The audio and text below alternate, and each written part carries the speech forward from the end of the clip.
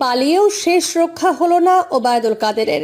দর্শক, আপনারা দেখতেই পাচ্ছেন ওবায়দুল কাদেরকে কিন্তু এইমাত্র আটক করা হয়েছে। তিনি এতদিন রাজধানীর বাড্ডার এক আত্মীয়ের বাসায় কিন্তু এতদিন লুকিয়েছিলেন, আমরা যতদূর জানতে পেরেছি। এছাড়া আমরা জানতে পেরেছি আসলে তিনি কিভাবে আটক হলেন বা তার খোঁজ কিভাবে পেল আসলে জনতা। ওই বাসার এক লোক ছাত্রদের কাছে ওবায়দুল কাদেরের তথ্য দেয়। ছাত্ররা বিশ্বাস না করলে তখন গোপনে ভিডিও করে ওবায়দুল কাদেরের ভিডিও পাঠান ছাত্রদের কাছে, এবং তার কিছুক্ষণ পরেই ছাত্র জনতা একে একে ঘিরে ধরে ওই বাসভবন। এরপর তাকে ইট পাটকেল ছোড়া হয়। এক পর্যায়ে সেইখানকার পরিস্থিতি বেসামাল হয়ে গেলে পুলিশ সদস্যরা তাদের পুলিশের পিকআপ ভ্যানে করে বা সিকিউরিটি সেফটির যে মাইক্রোবাস রয়েছে সেটাতে করে ওবায়দুল কাদেরকে কিন্তু তাদের একটা হেফাজতে করে নিয়ে। আরও জানাবো, সাবেক মন্ত্রী এমপির সাবেক বর্তমান পুলিশ কর্মকর্তাদের খোঁজে গোয়েন্দারা। জানাবো এনডিটিভির প্রতিবেদন, ঢাকা নিয়ে কূটনৈতিকভাবে উভয় সংকটে ভারত। এবং সর্বশেষ জানাবো, আওয়ামী লীগকে নিষিদ্ধ করতে হবে না, গুম খুন দুর্নীতির বিচার হলে আওয়ামী লীগের অস্তিত্ব ধ্বংস হয়ে যাবে। সাবেক মন্ত্রী এমপি, সাবেক বর্তমান পুলিশ কর্মকর্তাদের খোঁজে গোয়েন্দারা। প্রবল গণ আন্দোলনের মুখে পদত্যাগ করে শেখ হাসিনা দেশ ছাড়ার পর তার মন্ত্রিসভার সদস্যরা লাপাত্তা। খোঁজ নেই আওয়ামী লীগ দলীয় এমপিদেরও। এরই মধ্যে অনেকেই দেশ ছেড়ে পালিয়েছেন বলেও খবর। এদিকে মঙ্গলবার দ্বাদশ জাতীয় সংসদ বিলুপ্ত করেছেন রাষ্ট্রপতি মোহাম্মদ শাহাবুদ্দিন। দেশ পরিচালনায় গঠিত হতে যাচ্ছে অন্তর্বর্তীকালীন সরকার। তার মধ্যে শেখ হাসিনা সরকারের মন্ত্রী এমপিদের খোঁজে নেমেছে গোয়েন্দারা। উচ্চ পর্যায়ের একাধিক সূত্রে জানতে পেরেছে, এসব পলাতক মন্ত্রী এমপি প্রভাবশালী নেতাদের খোঁজে তাদের বাড়িসহ আত্মীয় স্বজনের বাড়িতে গোয়েন্দা নজরদারি চলছে। সূত্রটি বলছে, শেখ হাসিনা সরকারের মন্ত্রী এমপির নেতাদের পাশাপাশি প্রজাতন্ত্রের কর্মচারী হয়েও যেসব ঊর্ধ্বতন বর্তমান সাবেক পুলিশ কর্মকর্তারা নানা রকম অপকর্মে লিপ্ত ছিল তাদেরও খোঁজ চলছে। রাষ্ট্রপতি কার্যালয় সূত্রে জেনেছে, পুলিশের আইজি সহ শেখ হাসিনা সরকারের চুক্তিতে নিয়োগ পাওয়া একাধিক আমলার চাকরি চলে যাচ্ছে। পালিয়েও শেষ রক্ষা হলো না ওবায়দুল কাদেরের। দেশ জুড়ে এমপি মন্ত্রীদের পালানোর হিড়িক পড়েছে। কেউ পালাচ্ছেন তো কেউ পালাতে গিয়ে হচ্ছেন আটক। এরই মধ্যে সামাজিক যোগাযোগ মাধ্যমে ভাইরাল হয়েছে বিমানে থাকা সাবেক মন্ত্রী ওবায়দুল কাদেরের এই ছবি, জানিয়ে শুরু হয় নানা আলোচনা। ছবিতে দেখা যায় বিমানের সিটে বসে আছেন ওবায়দুল কাদের। তার বাম পাশের সিটে দেখা যায় এক নারীকে। ওই ফ্লাইটে ছিলেন আরও অনেক যাত্রী। তাই প্রশ্ন উঠেছে, তবে কি দলের নেত্রীর মতোই দেশ ছেড়ে পালালেন সাবেক সাধারণ সম্পাদক? আবার কোথাও গুঞ্জন উঠছে আটক হয়েছেন তিনি। এছাড়া জাতীয় নির্বাচনের পর থেকে প্রতিদিন মিডিয়ার সামনে কথা বললেও বৈষম্য বিরোধী ছাত্র আন্দোলনের শেষ মুহূর্তে মিডিয়ায় তাকে কম কথা বলতে দেখা যায়। তাই সবার মাঝে একটাই প্রশ্ন, কোথায় আছেন আওয়ামী লীগের সাবেক সাধারণ সম্পাদক ওবায়দুল কাদের? আওয়ামী নেত্রী শেখ হাসিনা দেশ ছেড়ে পালানোর পর বিপাকে পড়েছেন তার এমপি মন্ত্রীরা। যে যেভাবে পারছেন গা ঢাকা দিচ্ছেন।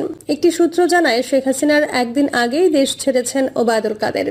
সূত্র মতে, গত ৩রা আগস্ট শনিবার ধানমন্ডিতে আওয়ামী লীগ সভাপতি শেখ হাসিনার রাজনৈতিক কার্যালয়ে আয়োজিত সংবাদ সম্মেলনে শেষবারের মতো কথা বলেন ওবায়দুল কাদের। শনিবার বিকেল থেকে গা ঢাকা দিয়েছেন তিনি। রোববার তাকে আর দেখা যায়নি কোথাও। সূত্র বলছে, রবিবার রাতে দেশ ত্যাগ করেছেন আওয়ামী লীগ সাধারণ সম্পাদক এবং সড়ক পরিবহন ও সেতু মন্ত্রী ওবায়দুল কাদের। বর্তমানে তিনি সিঙ্গাপুরে রয়েছেন বলেও জানায় সূত্রটি। তবে অন্য আরেকটি সূত্র বলছে, ওবায়দুল কাদের বর্তমানে নয়াদিল্লিতে অবস্থান করছেন।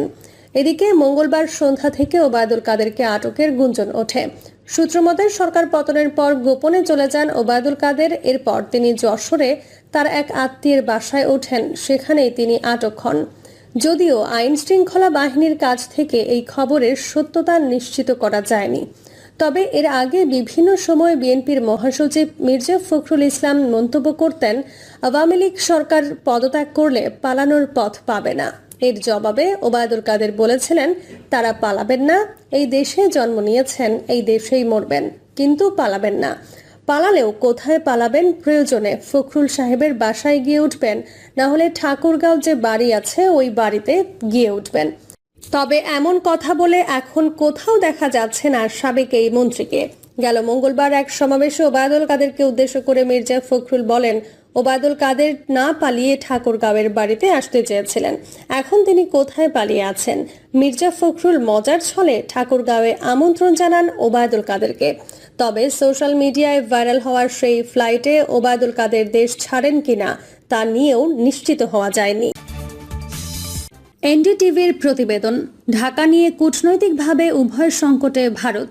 ঢাকার অবস্থা নিয়ে কূটনৈতিকভাবে উভয় সংকটের মুখে ভারত। তারা প্রকাশ্যে ক্ষমতাচ্যুত শেখ হাসিনাকে সমর্থন দেখাতে চায় না, কারণ তাতে বাংলাদেশের নতুন যারা আসবেন তাদের সঙ্গে ভারতের সম্পর্ক জটিল হতে পারে।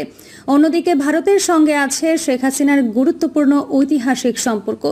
অনলাইন এনডিটিভিতে প্রকাশিত এক প্রতিবেদনে এসব কথা বলা হয়েছে।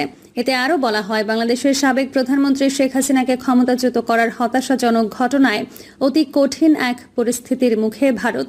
উদ্ভূত পরিস্থিতিতে সোমবার রাতেই বাংলাদেশ ইস্যুতে মন্ত্রী পরিষদের নিরাপত্তা বিষয়ক কমিটির বৈঠকে সভাপতিত্ব করেছেন প্রধানমন্ত্রী নরেন্দ্র মোদী। পরে মঙ্গলবার সর্বদলীয় বৈঠক করে পররাষ্ট্রমন্ত্রী এস জয়শঙ্কর বলেছেন, হাসিনা দিল্লিতেই আছেন, তাকে ভবিষ্যৎ নির্ধারণের জন্য সময় দেওয়া হয়েছে। ঢাকায় উন্মাতাল পরিস্থিতিতে পালিয়ে শেখ হাসিনার সোমবার দিল্লির হিন্দন বিমান ঘাঁটিতে গিয়ে অবতরণ করেন। সেখান থেকে ব্রিটেনে তার রাজনৈতিক আশ্রয় চাওয়ার কথা। তবে তিনি ব্রিটেনে আশ্রয় পেয়েছেন কিনা তা নিশ্চিত নয়।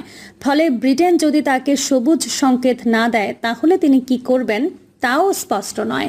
বাংলাদেশ পরিস্থিতিতে লন্ডন শুধু জাতিসংঘের নেতৃত্বে তদন্ত দাবি করেছে, তারা আশ্রয়ের ইস্যুতে কিছু বলেনি। এরপর সিদ্ধান্ত হবে তিনি ভারতেই থাকবেন নাকি অন্য কোথাও আশ্রয় চাইবেন। শেখ হাসিনা হওয়ার অনেক আগে 1975 সালে যখন বাংলাদেশের সামরিক অভ্যুত্থানে বঙ্গবন্ধু শেখ মুজিবুর রহমান সহ তার পরিবারের বেশিরভাগ সদস্যকে হত্যা করা হয়, তারপর হাসিনাকে আশ্রয় দিয়েছিলেন তখনকার ইন্দিরা গান্ধী সরকার। ফলে বর্তমানে এমন অবস্থায় দিল্লির সঙ্গে তার সম্পর্কের সমীকরণ বিবেচনায় নিয়ে তাকে ত্যাগ করা ভারতের জন্য সহজ সিদ্ধান্ত হবে না। ওই প্রতিবেদনে আরও বলা হয়, বাংলাদেশের নয়াদিল্লির বন্ধু ছিলেন শেখ হাসিনা। 2009 সাল থেকে তার টানা ক্ষমতায় মেয়াদে নয়াদিল্লি ঢাকার সম্পর্ক বৃদ্ধি পেয়েছে। সড়ক, রেল সংযুক্তি থেকে শুরু করে সীমান্ত ব্যবস্থাপনা, প্রতিরক্ষার সহযোগিতার মধ্য দিয়ে এ সময়ে ভারত ও বাংলাদেশের মধ্যকার সম্পর্ক শক্তিশালী হয়েছে। শেখ হাসিনার বিরুদ্ধে প্রতিবাদ বিক্ষোভ যখন বড় হতে থাকে তখন ভারত জানিয়ে দেয় এটা তাদের অভ্যন্তরীণ বিষয়। 76 বছর বয়সী এই নেত্রী এখন ক্ষমতাচ্যুত। ফলে ঢাকায় নতুন যারা আসবেন তাদের সঙ্গে নতুন করে সম্পর্কের সেতুবন্ধন অবশ্যই রচনা করতে হবে ভারতকে। সেনাপ্রধান ওয়াকারুজ্জামান সোমবার বলেছেন, দেশের পরিচালনার জন্য একটি অন্তর্বর্তী সরকার গঠন করা হবে। তবে এই আন্দোলনের সমর্থন দেয়া বিএনপি ও জামায়াতে ইসলামের ভূমিকা কি হবে তা পরিষ্কার নয়। এরাই হয়তো নতুন সরকার পরিচালনা করবে। শেখ হাসিনাকে ক্ষমতাচ্যুত করার পর কারাগার থেকে মুক্তি দেওয়ার কথা বিএনপি নেত্রী খালেদা জিয়াকে।